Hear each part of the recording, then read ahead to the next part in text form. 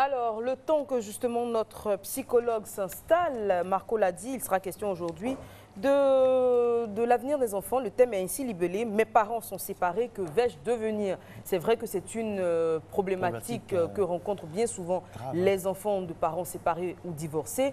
Et il y a beaucoup de questions qui se posent, notamment sur l'endroit où est-ce qu'on va vivre, qui va prendre soin de nous. Les problèmes, exactement, les problèmes financiers même qui s'annoncent bien souvent après la séparation des parents. On en parle dans quelques instants. Je vous invite à suivre cette capsule. La séparation des couples, un fait de plus en plus banal. Et quand les conjoints se séparent, les grands perdants, ce sont eux, les enfants. Quand je ne vis pas avec mes parents, je me sens très mal. Actuellement, je vis avec ma grand-mère. Mon père a pris une deuxième femme parce que lui et puis ma mère se sont disputés. J'habite avec ma mère et mon beau-père. Ils sont en classe de CM2. Mes parents se sont divorcés quand j'étais en classe de CM1.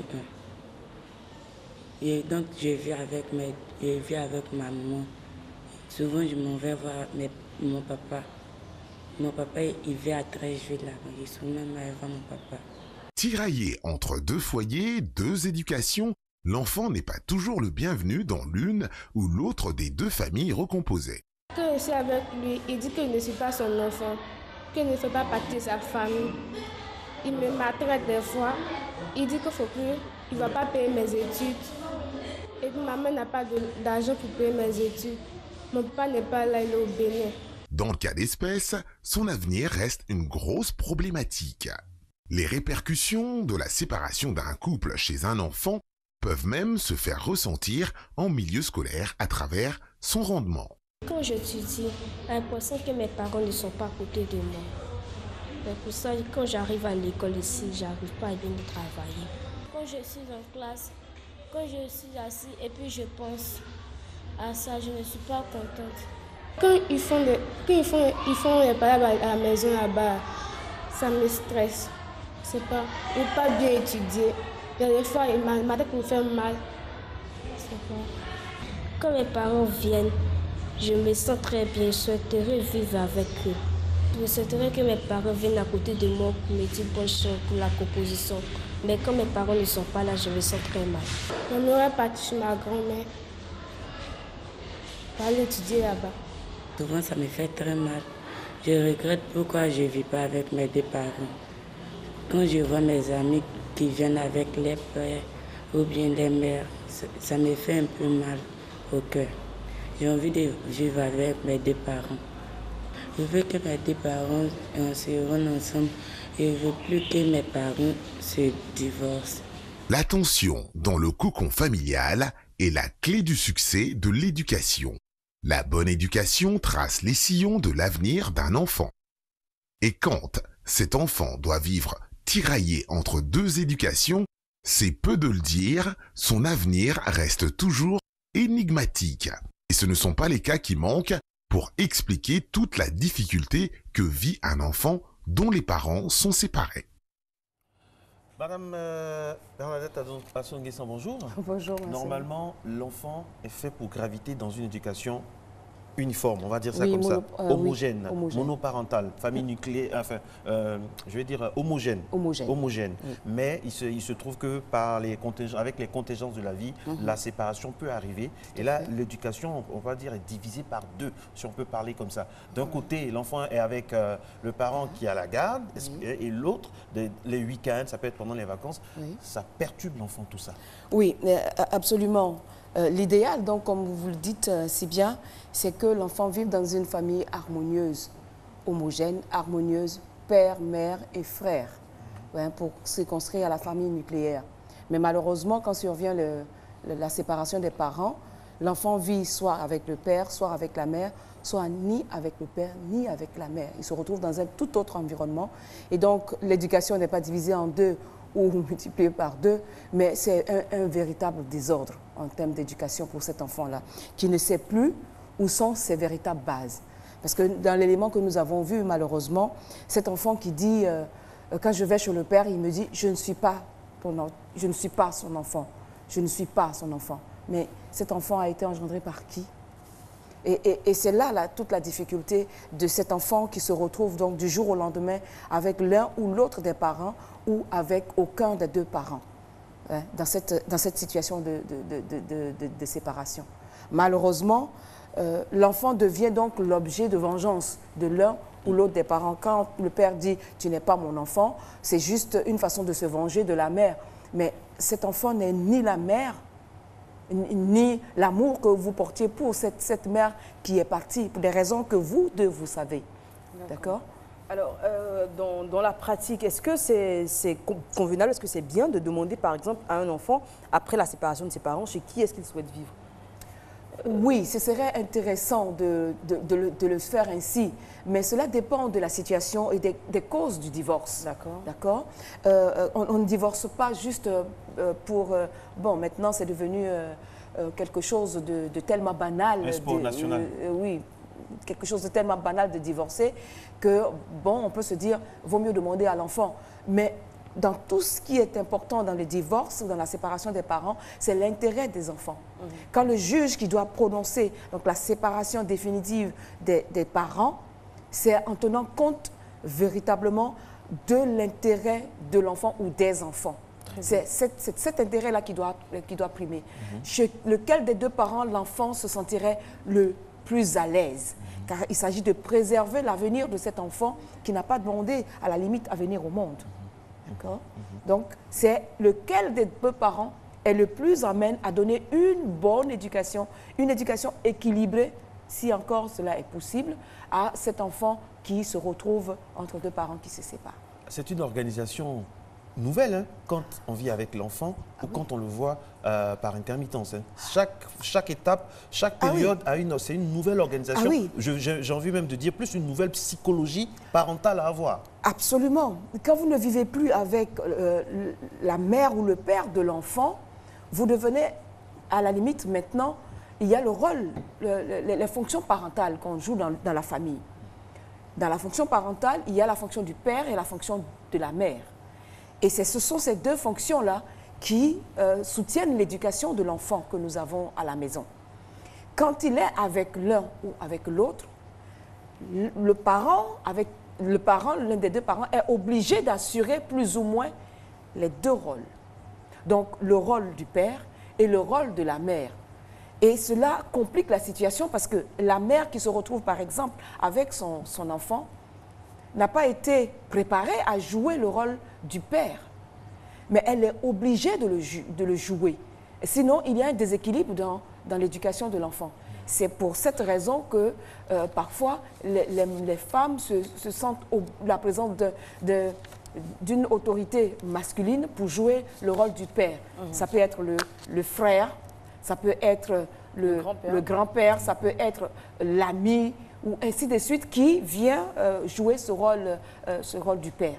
Vice-versa, quand l'enfant est avec le père, il n'a pas été habitué ou il n'a pas été préparé, d'ailleurs, ce n'est pas une habituation à faire, mais il n'a pas été préparé à jouer le rôle de la mère.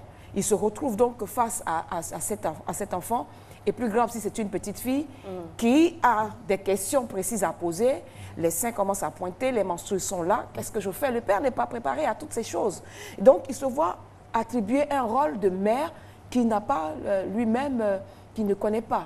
Et donc, dans cette condition aussi, il se fait aider par une mère de substitution. Voilà ce qui se passe. Mes parents sont séparés, que vais-je devenir? C'est le thème donc, de notre entretien avec le docteur Bernadette Assonguessan, qui, on le rappelle, est psychologue. Moi, donc, pour cette question, je vais me mettre dans la peau de l'enfant. Je suppose que vous en recevez beaucoup en consultation, des enfants qui sont issus donc, de familles séparées après la séparation. Comment l'enfant se sent déjà? Quel est son état d'esprit? Est-ce qu'il n'arrive pas que les enfants se sentent coupables de cette séparation? Ah si, tout à fait. Les causes, en fait, comment est-ce que l'enfant se sent dépend de plusieurs facteurs. Nous allons parler de la vie familiale avant que la séparation n'arrive. Si cette famille était très harmonieuse, affectueuse, entourant l'enfant, à l'écoute de l'enfant, partageant un certain nombre de choses, cet enfant s'en trouvera d'autant plus brisé que cette cellule n'existe plus. Si c'était une famille où, bon, à l'éducation, comme nos parents ont été éduqués, où les signes d'affection ou les mots d'affection ne sont pas la manifestation des parents, non pas parce qu'ils ne les aiment pas, mais c'est parce que leur éducation ne leur a pas montré ces aspects-là. Bon, cet enfant se dira, bon, je me retrouve dans une situation. Ça, c'est la vie familiale avant la séparation des parents. Puis arrive la séquence de la séparation. Quand je dis séquence de la séparation, avant que le divorce ne soit prononcé, il y a le temps qui a été mis depuis le premier moment où nous avons décidé, nous deux, de nous séparer, le temps que ça dure, les conflits qui sont là, comment est-ce que nous-mêmes nous vivons ou nous préparons notre divorce.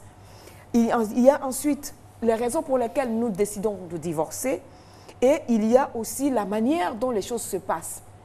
À côté de tout cela, il y a l'enfant ou les enfants qui sont là. Tenir compte donc de l'âge de l'enfant depuis le moment où les conflits naissent dans la famille pour arriver à la séparation, au moment où le divorce est prononcé, où la séparation a effectivement lieu, et quel est le rôle que, malheureusement, l'enfant joue dans ce divorce-là. Nous voyons que, je vais juste insister sur le rôle que font jouer les parents dans le divorce. Malheureusement, les parents font toujours jouer le rôle d'arbitre. Nous allons divorcer et chacun va vers l'enfant pour lui dire, tu sais, nous allons nous séparer. Papa est comme ceci, il est comme cela, il est comme ceci, il est comme cela. Donc, ce serait bien que moi, tu restes avec moi et que, bon, quand ça va arriver, ce soit avec moi.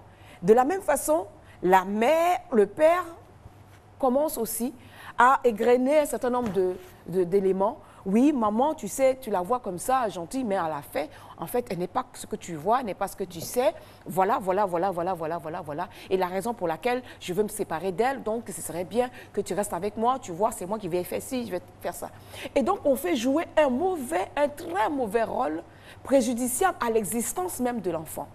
Sans le savoir, peut-être par ignorance ou par pure méchanceté de la part des deux parents, parce que ça aussi c'est possible, ils font jouer ce rôle d'arbitre de l'enfant. Et donc l'enfant culpabilise naturellement de savoir s'il penche d'un côté ou de l'autre, que va penser celui avec qui je ne vais pas rester.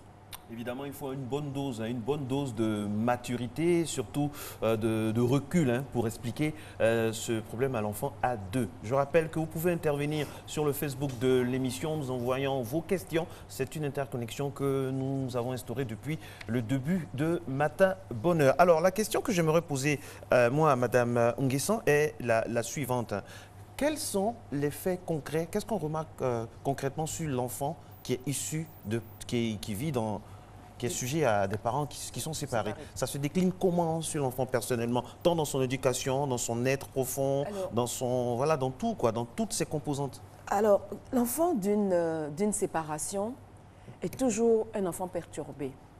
Mais cette perturbation intérieure peut se ressentir à l'extérieur par son comportement et ses attitudes. Donc, l'enfant peut adopter l'agressivité. Parce qu'il se sent lui-même agressé du fait de la séparation des parents et, comme je l'ai dit tantôt, de tous les différents aspects qui ont entouré cette séparation. Il se sent donc agressé dans son être. Et comme je l'ai dit, quand la discorde commence dans la famille pour en arriver au divorce, l'enfant à quel âge? Parce que l'enfant, dans son développement, suit un certain nombre de stades. Et chacun des stades de développement de l'enfant est caractérisé ou est sous-jacent à des angoisses typiques. L'angoisse de la séparation, l'angoisse de l'abandon, d'accord? Et un certain nombre de choses donc, qui font que quand l'enfant se retrouve donc, dans cette situation-là, selon le stade dans lequel il se trouve, selon l'âge dans lequel il est, quand les choses surviennent, il est forcément perturbé. Il adopte donc l'agressivité. Cette agressivité, il peut la tourner contre les autres. Donc vous verrez à l'école cet enfant qui va taper sur ses amis, qui va devenir injurieux, qui va pas travailler, qui va fuguer, qui va être désagréable partout où il passe. Et donc, cet enfant a tendance à passer donc de milieu en milieu instable. Ici, en Côte d'Ivoire, nous n'avons pas encore ce phénomène de placer l'enfant dans des familles d'adoption ou dans des familles d'accueil et tout cela. Mais nous le faisons de façon implicite, puisqu'on le confie à une tante, à un oncle, à une cousine, ainsi de suite. Mais cet enfant donc va commencer à donc, être agressif et adresser cette agressivité envers les autres. Mais il peut retourner systématiquement cette agression vers lui-même. Donc avoir donc une attitude suicidaire, ce sera l'enfant qui va se mortifier. Ah oui, parce qu'il se sent, comme je le dis, les parents s'arrangent pour que l'enfant... D'abord, quand les parents divorcent, systématiquement, l'enfant se dit, c'est à cause de ma conduite, c'est à cause de moi. C'est peut-être parce que je ne fais pas ce que maman dit, parce qu'on a toujours un petit reproche à faire à un enfant. Donc, il se dit, c'est peut-être parce que je ne rentre pas ma chambre, comme maman me le dit, ou c'est peut-être à cause de moi que papa est fâché, ainsi de suite. Donc, la culpabilité existe déjà d'emblée. Et donc, dans cette culpabilité que les parents vont exacerber par leur attitude de le prendre pour témoin ou pour soutien dans leur situation de séparation. Vous faites de la récupération. De la récupération, ou même un moyen de chantage par rapport à l'autre partenaire. L'enfant, donc, va retourner cette agressivité. Si tant que mes parents se séparent, c'est une mort pour moi, autant que moi-même, je me donne la mort. Et donc, l'enfant va adopter cette attitude-là. Très bien. Mais, comme je le dis, ce n'est pas que cette attitude d'agressivité. L'enfant peut évoluer vers une autre attitude plus positive, entre guillemets, pour les parents. Parce qu'en tant qu'adulte, nous voulons voir notre enfant correct, modèle, l'enfant sage, studieux, hein, qui n'est jamais mêlé à aucune querelle, qui est correct, qui est sage, poli et tout cela. Et on se dit, bon, on se sépare, mais notre enfant va bien parce qu'il ramène de très bonnes notes, il est sage, il n'est pas dans les bagarres, il est très soigneux à la maison et tout cela. Mais que ce soit l'un ou l'autre des comportements, c'est un cri de cœur de l'enfant. Très bien. Vous avez parlé tantôt donc des deux cas de figure, hein, de deux familles différentes. On va dire la famille aimante où on se dit nos sentiments, où on s'aime, où tout est idyllique. Et puis quand la séparation survient, c'est un véritable traumatisme pour l'enfant. Et vous avez parlé de la famille, on dira pudique, hein, qui ne s'avoue pas ses sentiments, bien que l'amour soit là. Alors est-ce qu'il n'y a pas une troisième famille qui est par exemple une famille déchirée? Et là, je vais revenir à la question de Marco qui demandait les effets justement de cette séparation sur les enfants. Un enfant qui est dans un couple qui se déchire, où tous les jours ce sont des injures, papa qui tape sur maman, maman qui insulte papa, etc. etc. Est-ce que finalement, quand la séparation survient dans ce couple-là, l'enfant n'est pas soulagé finalement de ne plus être dans cette atmosphère pénible pour lui et son développement? Bon, c'est prendre un raccourci de dire que l'enfant est soulagé. D'accord. Parce que tout compte fait, l'idéal pour l'enfant, c'est de se retrouver avec ses deux parents. Et malheureusement, quand je dis ce n'est pas forcément un soulagement, parce que quelquefois, l'enfant va s'identifier à son agresseur pour pouvoir survivre. Donc, reproduire le schéma dans lequel il a vécu. Et donc, c'est vrai que sur le plan de la continuité et de ce qu'il y a une rupture entre cette famille qui se déchire, où il y a toujours des coups de poing, où la maman devient le tam-tam, où le papa, maintenant que les pères se font frapper aussi. Bon, la maison est un ring, hein? La maison est un véritable ring. Quand l'enfant sort de cette situation-là, dans un premier temps, c'est le soulagement de ne plus voir, de ne plus être assistant ou spectateur de ce qui se passe dans la famille. Dans un premier temps. Mais revient la survie de l'enfant. Mes deux parents ne sont plus là.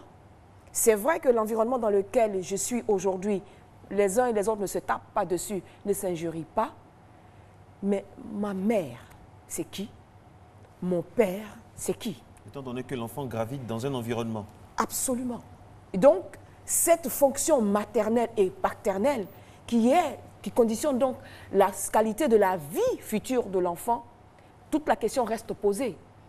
Il ne se tape plus dessus. Je suis dans un environnement plus ou moins aseptisé.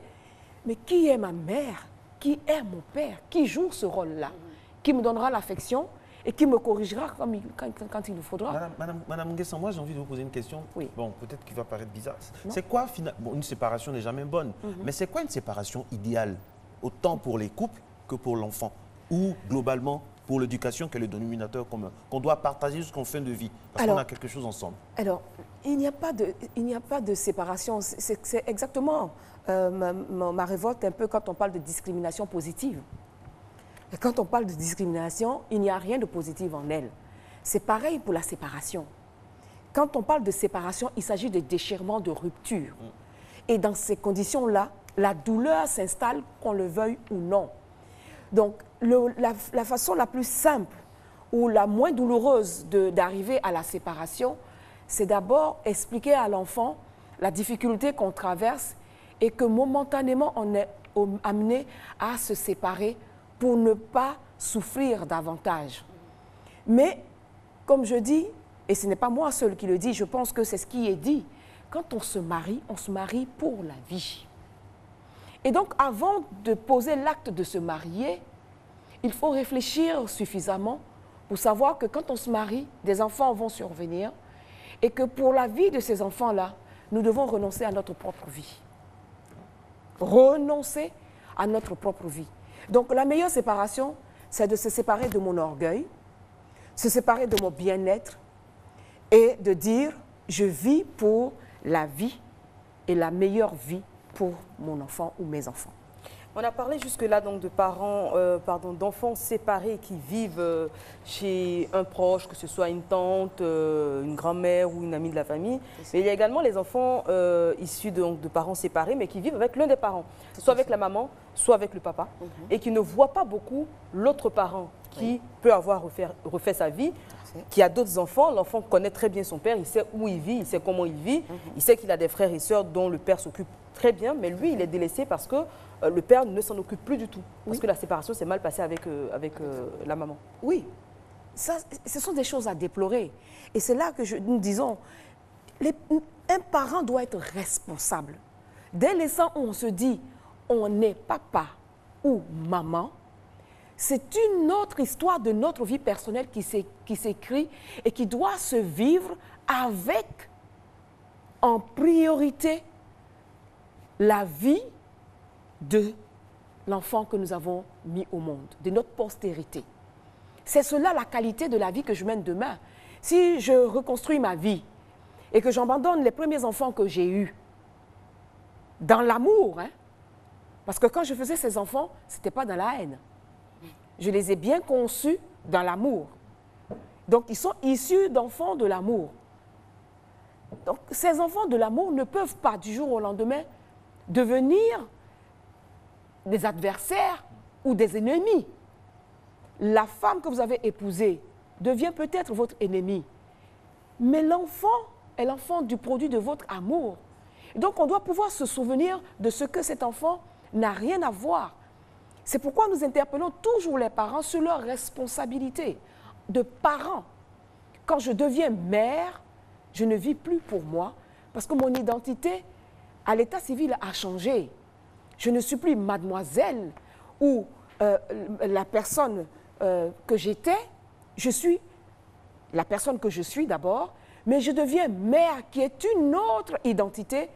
Et pour assurer cette identité, il faut avoir de la responsabilité et dire, ça ne va pas, oui, mais je fais fi de ma personne, je fais fi de ma souffrance et je regarde à la souffrance qui sera 10 fois plus grande chez mon enfant qu'à coup sûr je vais détruire.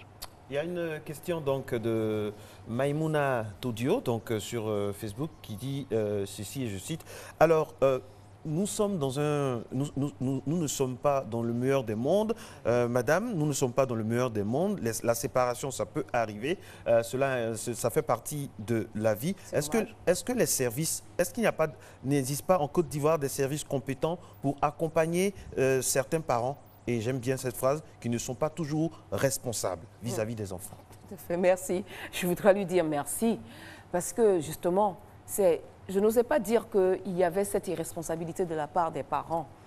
Mais en Côte d'Ivoire, les structures existent. Hein. Elles sont peut-être méconnues. Oui, franchement méconnues. Mais elles existent. Hein. Elles existent. Il y a tout le programme avec l'AIBF qui accompagne donc les parents dans leur rôle éducatif, hein, avec déjà la planification des naissances et avec tous les autres conseils qui vont avec la planification des naissances. Il y a bien d'autres structures qui accompagnent. Et l'association des femmes juristes, elles ont des activités pour accompagner les parents. Les conseillers conjugaux et matrimoniaux existent bien en Côte d'Ivoire. Et les psychologues aussi, dans la situation de séparation, pour aider à faire la séparation et à faire souffrir le moins possible les acteurs même de la séparation et malheureusement les enfants qui sont au milieu de cela. Donc les structures existent, seulement qu'elles ne sont pas suffisamment connues. Est-ce que concrètement, est-ce qu'on peut avoir un cas où une assistante sociale oui. vient régulièrement rendre visite à l'enfant, ou bien donne des conseils, ou bien menace les parents de faire en sorte que la garde qui est chez l'autre puisse aller dans une famille d'accueil? Est-ce que, comme à l'instar de ce qu'on a en Occident, est-ce qu'il y a parce que s'il n'y a pas ces menaces-là, Madame Guessant, on aura toujours des mamans, des papas irresponsables, des mamans qui utilisent leurs enfants, ou des papas aussi qui délaissent les enfants. Voilà, il faut quand même aussi cette surveillance-là de la part des autorités au niveau social. Oui, mais même en Occident, où ces structures existent et où véritablement l'accent est mis, il y a l'assistance sociale qui passe de façon impromptue pour vérifier un peu tout ce qui se passe avec l'enfant. Même là-bas aussi, les choses ne marchent pas. Quand un parent décide d'être irresponsable, malheureusement, il n'y a rien à faire. Il est jusqu'au bout. Il est jusqu'au bout. On ne peut plus rien faire pour lui. Il y a toujours à essayer pas de le menacer, mais de le faire entendre, de le sensibiliser et en faire entendre raison. Parce qu'il ne s'agit pas de sa personne, de sa petite personne, comme je le dis bien à leur dire, de ta petite personne égoïste, mais de la vie de l'enfant ou des enfants qui sont en face et qui n'ont pas été engendrés par la rue. Très bien. Alors, mes parents sont séparés, que vais-je devenir? Pour parler de ces enfants-là qui, après une séparation, Marco l'a dit, il n'y a pas de séparation idéale, mais Dieu merci, il y a des séparations qui se passent bien. Quand la séparation s'est bien passée, on a expliqué clairement et calmement à l'enfant qu'on ne pouvait plus rester ensemble sous le même toit parce que pour X ou Y raison, que l'enfant vit par exemple avec sa maman, le papa est présent, il s'en occupe, la maman refait sa vie, elle rencontre un nouveau monsieur avec qui elle a d'autres enfants, le père également, il rencontre une femme, il se met en ménage, il a d'autres enfants, l'enfant il est dans un cadre vraiment bien entretenu. Hein. Il a la présence des deux parents, mais qui ne vivent pas ensemble. Et se retrouve finalement enfant unique de ces deux parents-là. Oui. Le papa qui a il a des petits frères d'un côté, les petits frères de l'autre. Oui. Comment il le vit à ce moment-là? Bon, comment il le vit? Il le vit toujours très mal. Hein. Parce que l'idéal pour un enfant, c'est que les parents soient ensemble. Mais quand la situation ne peut pas se faire autrement et qu'il se retrouve avec des parents séparés, le tout dépend de comment est-ce que les parents le prennent. D'accord? Quand il vient chez la mère, est-ce qu'il retrouve sa place d'enfant aimé, accepté par les autres enfants qui sont issus donc de cette recomposition? Donc on va rentrer dans le premier terme que nous avons traité. Est-ce qu'il se sent véritablement sa place d'enfant de cette nouvelle famille, de ces deux nouvelles familles? Parce qu'il n'a plus une famille, mais il se retrouve avec deux familles. Donc voici un peu voici ce qui va se passer. C'est que cet enfant-là soit accepté véritablement sans comédie, hein, qu'il se sente véritablement à l'aise dans la famille de la mère, sans hypocrisie, et qu'il se sente aussi à l'aise dans la famille du père, et que chacun continue de jouer son rôle parental vis-à-vis de cet enfant. Et bien, moi, on en parlait, hein, quand on parlait, certaines personnes dans le couple n'arrivent pas à faire le deuil des relations. C'est aussi un souci. Parce qu'on a toujours en tête, oui,